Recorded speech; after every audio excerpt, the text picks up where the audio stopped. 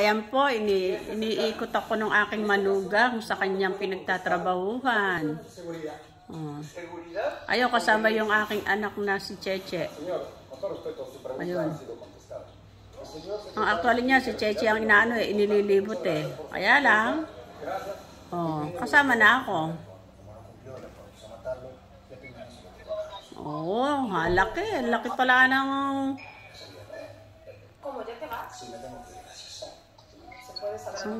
pinagtatrabahuan ni Gary No. Ngayon siya ang boss dyan.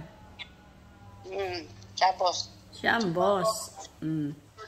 Ayun, itinuturo niya doon sa kung anong gagawin. Dito kami nagtrabaho noong November, kasama namin si Jeric.